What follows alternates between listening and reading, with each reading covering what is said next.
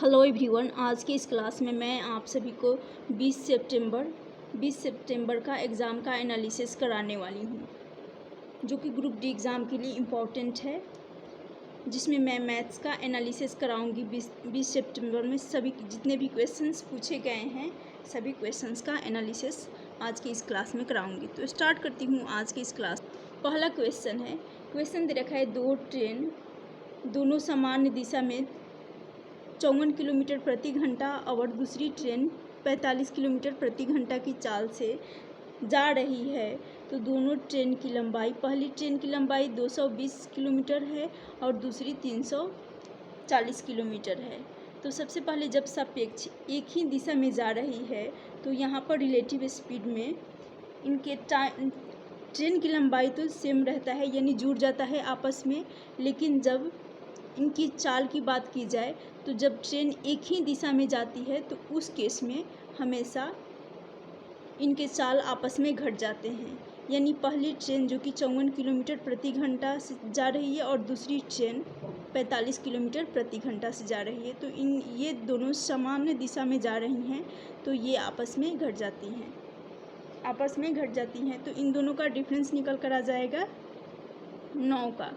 9 kilometre प्रति घंटा है, 9 किलोमीटर प्रति घंटा है।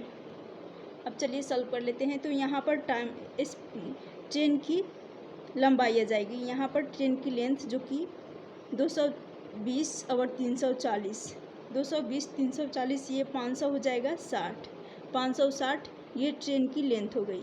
बराबर हो जाएगा, यहाँ पर दोनों की चाल आपस में घट जाती है, क्योंकि दोनों सापेक्ष एक ही दिशा में जा रही है। तो यहाँ पर रिलेटिव स्पीड लगेगा, दोनों सामान्य दिशा में जा रही हैं, तो ये चालें आपस में घट जाती हैं। यदि विपरीत दिशा में जाती है तो ऐड हो जाता है, इनकी चालें आपस में ऐड हो जाता है जब विपरीत दिशा में जाती हैं एक दूसरे के। यहाँ से हमें किलोमीटर प्रति घंटा में है दे रखा है, हमें निकालना है मीटर प्रति सेकंड में। उसके लिए मैं 9 किलोमीटर प्रति घंटा में मैं 5/18 का भाग लगाऊँ, अब 5/18 का गुना कर दूँगी। 9 दूनी 18, 2 से चला जाएगा। उसके बाद 5 से काटूँगी इसको, 560 को, 5 एकम 5। उसके बाद ये चला जाएगा 12 से, 12 पच्चीस 60, 112 और 6 क्रॉस में मल्टीप्लाई करेंगे तो 112 और 6, यहाँ से टाइम निकल कर, यहाँ से हमें टाइम मिल रहा है, टाइम ही निकालना था। तो यहाँ से आ जाएगा 2 दूनी 4, 11 दूनी 22, 224 जो कि निकल कर आ जाए। तो यहाँ से 3 मिनट कुछ सेकेंड जो कि आंसर आ जाएंगे, क्योंकि ये सेकेंड में आएगा, ये सेकेंड में। नेक्स्ट क्वेश्चन दे रखा है, क्वेश्चन है 15 और 16 के वर्गों के योग में कौन सी संख्या जोड़ी जाए जिससे पूर्ण वर्ग बन जाए। तो 15 का स्क्वायर करेंगे, 15 का वर्ग, इसका स्क्वायर कर लेंगे 225 हो जाएगा, 16 का 200 हो जाएगा 56। इनके वर्गों का योग, तो इनका योग कर लेंगे, योग करेंगे तो यहाँ से आ जाएगा 6 8, उसके बाद आ जाएगा 8, 480 आ जाएगा। यहाँ पर रहेगा 81, यानी 1 रहेगा, 11 था तो यहाँ आ जाएगा 1, 481 रहेगा, 481। इसमें क्या जोड़ी जाए कि पूर्ण वर्ग बन जाए। पूर्ण वर्ग बनाने के लिए क्या जोड़ना चाहिए, तो इसमें मैं क्यों ना 3 जोड़ दूँगी। जब 3 जोड़ दूँगी तो ये हो जाएगा 484। 484 आप सभी को पता होगा, ये 22 का स्क्वायर होता है, ये होता है 22 का स्क्वायर। तो 22 का स्क्वायर जो कि 484 होता है, तो इसमें 3 जोड़ा जाएगा, यही 3 आंसर हो जाएगा। क्या जोड़ी जाए, 3 आंसर हो जाएगा इस क्वेश्चन का। नेक्स्ट क्वेश्चन दे रखा है, एक दुकानदार अपनी वस्तु को क्रय मूल्य से 30% अधिक अंकित करता है और 20% का छूट पर बेचता है, 20% का छूट पर उसे बेच देता है, तो उसका लाभ प्रतिशत निकालनी है। तो 30% अधिक अंकित यानी 100 से, जब हम CP कॉस्ट प्राइस को 100 मानेंगे तो इस पे 30 अधिक, तो ये हो जाएगा 130, 130 हो जाएगा और 20% का छूट देता है, तो 100 माइनस 20 कर लेंगे, 80 हो जाएगा। तो 130 का 80/100 कर लेंगे, शून्य से शून्य चला जाएगा। 13 इंटू 8 करेंगे तो यहाँ से आ जाएगा 104। 104 आ जाएगा तो कितना प्रतिशत का लाभ हुआ? कॉस्ट प्राइस जो कि 100, इस पे 104 का लाभ हो गया, तो यानी यहाँ से आ जाएगा 4% का प्रॉफिट। नेक्स्ट क्वेश्चन है, क्वेश्चन दे रखा है x/y बराबर है 5/6 और निकालना है x² minus y² upon x² plus y²। यानी x/y का मान दे रखा है 5/6 है और निकालना है x² माइनस का y² अपॉन में x² प्लस y²। x का मान 5 रखेंगे, y का मान 6 पुट कर देंगे इसमें, तो 5 का स्क्वायर 25 माइनस 36, 6 का स्क्वायर अपॉन 25 प्लस 36 हो जाएगा। तो यहाँ से माइनस का 11 आ जाएगा और बटा में आ जाएगा 61। 11/61 माइनस का 11/61 इस क्वेश्चन का राइट आंसर हो जाएगा। नेक्स्ट क्वेश्चन है, किसी त्रिभुज की भुजाएं 5 सेंटीमीटर, 7 सेंटीमीटर और 8 सेंटीमीटर है, तो त्रिभुज का क्षेत्रफल निकालना है।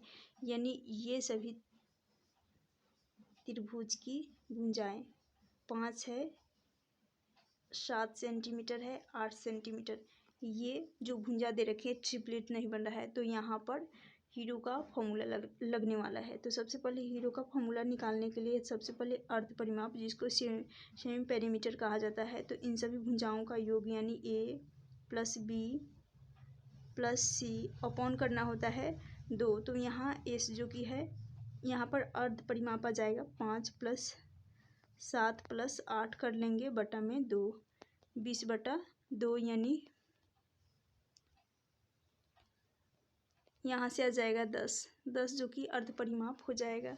तो हीरो का फॉर्मूला लगाऊंगी, यहाँ त्रिभुज का एरिया निकालना है, तो एरिया बराबर हो जाएगा √।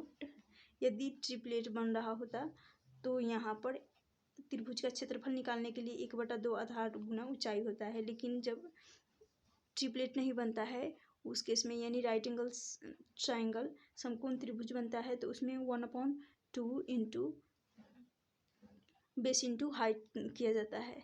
और जब नहीं बनता है उस स्थिति में यहाँ हीरो का फॉर्मूला लगता है, उसके लिए s into s minus a s minus b into s minus c किया जाता है। एस यानी 10 है, 10 इंटू 10 में से 5 जाएगा, 5 आ जाएगा, फिर 10 में से 8 जाएगा, तो यहाँ 7 जाएगा तो 3, 8 जाएगा तो 2, तो यहाँ से 50 और यहाँ से आ जाएगा √300, 300 आ जाएगा, ये √300 बाहर आएगा तो ये 10√3 इसका राइट आंसर हो जाएगा। नेक्स्ट क्वेश्चन जो कि अलजेब्रा का है, क्वेश्चन दे रखा है a² माइनस 4a + 1 है, तो a² + 1/a² का मान निकालना है। तो जब भी a² माइनस 4a + 1 दे रखा हो और निकालना हो a² + 1/a², तो इस इक्वेशन में सिर्फ इस इक्वेशन में a का भाग लगा देंगे। a का भाग जैसे ही लगाएंगे यहाँ से मिलेगा हमें a का भाग लगाएंगे a² में तो a मिल जाएगा, फिर 4 आ जाएगा a कटने के बाद, उसके बाद प्लस 1/a आ जाएगा। a प्लस 1/a कर लेंगे और माइनस का ये 4 इधर चला जाएगा तो ये प्लस में हो जाएगा 4। अब हो गया हमें a से स्क्वायर पर जाना है, यानी ये बन गया a प्लस 1/a बराबर 4 आ गया है और हमें निकालना है a² + 1/a²। तो a से स्क्वायर पर जाने के लिए डायरेक्टली p² - 2 किया जाता है। यहाँ प्लस का साइन है इसलिए माइनस लगा, यहाँ यदि माइनस का साइन होता तो यहाँ प्लस लग जाता, लेकिन प्लस है इसलिए माइनस लगेगा। तो a p बराबर जो कि 4 4 का स्क्वायर कर लेंगे 16, 16 माइनस 2 कर लेंगे 14। इस क्वेश्चन का राइट आंसर हो जाएगा। तो ये भी पूछा गया था। टाइम इनटू वर्क का क्वेश्चन है। ए किसी काम को 24 दिन में, बी उसी काम को 8 दिन में करता है। उसी काम को तीनों मिलकर ए बी सी तीनों मिलकर 3 दिन में करते हैं। तो यदि कुल कार्य करने के लिए 800 रुपये मिलते हैं तो ए का हिस्सा निकालना है। ए कार्य को 24 दिन में कर रहा है, बी उसी कार्य को 8 दिन में कर रहा है। और यहाँ पर ए बी सी तीनों मिल जाएंगे, तीनों मिलकर उसी कार्य को 3 दिन में। तो एलसीएम ले लेंगे 24, 24 8 3, तीनों का एलसीएम 24 लेंगे। यहाँ एक आ जाएगा, यहाँ 3 आएगा और यहाँ पर 8। ए का है एक इफिशियंसी, तो यहाँ एक आ जाएगा, बी का है 3 और सी हो जाएगा, यहाँ से 4 हो गया तो सी हो जाएगा 4। जब 4 हो गया, वैसे तो ये अलग अलग इफिशियंसी बांटना था क्योंकि इसके रुपए हमें निकालना है अलग अलग, एक का हिस्सा हमें पता करनी है। यदि तीनों का इफिशियंसी 8 है तो इस 8 को मैं 800 के बराबर कर लूँगी। 8 रेशियो इसको बराबर कर लूँगी 800 रुपये के, 800 रुपये के बराबर करूँगी। तो 8 से काटूँगी 800 को, तो यहाँ से एक रेशियो का वैल्यू मुझे मिल जाएगा 100। जब 100 मिल जाएगा तो कहा गया है ए की हिस्सा, तो ए का है, ए का आ जाएगा 100, बी का हो जाएगा 300, वही 100 का मल्टीप्लाई कर रही हूँ 4, सी का हो जाएगा 400। लेकिन ए का पूछा गया है तो 100 इस क्वेश्चन का राइट आंसर हो जाएगा। नेक्स्ट क्वेश्चन दे रखा है, एक अप्रोक्सीमेशन का क्वेश्चन है। क्वेश्चन दे रखा है 55.95 डिवाइड का साइन है 7.9 गुना 5 प्लस 33.89 माइनस 26.97 डिवाइड दे रखा है 2 यहाँ दशमलव रहेगा 2.97।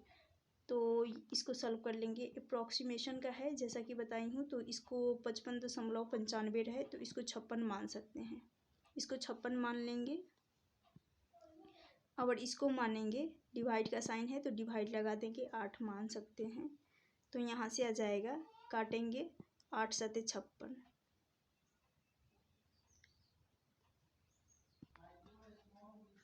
या इसको 7 को 7 ही रहने देती हूँ। मैं इसको यहाँ पर 7 से ही काट लेती हूँ क्योंकि 0.9 है। तो मैं इसको क्यों ना 8 7 ही रखूँगी। तो यहाँ आ जाएगा, 7 से काट लूँगी, यहाँ से आ जाएगा 8 इंटू 5 कर लेंगे 40 मिल जाएगा। ये 33.89 है तो यहाँ पर आ जाएगा प्लस 34 आ जाएगा। फिर इसको मानेंगे 27, 26.97 को इसको 27 मान लेती हूँ, इसको 27 मान लूँगी। उसके बाद इसको मानूंगी 2.97 को 3, डिवाइड का साइन है तो 3 मानूंगी। तो 3 से काटूंगी, यहाँ से आ जाएगा 9, वो भी माइनस में रहेगा। यहाँ से मिल गया 74, यहाँ से मुझे मिल गया 74 माइनस 9 कर लेंगे तो इसका राइट आंसर हो जाएगा 65। इस क्वेश्चन का राइट आंसर हो जाएगा।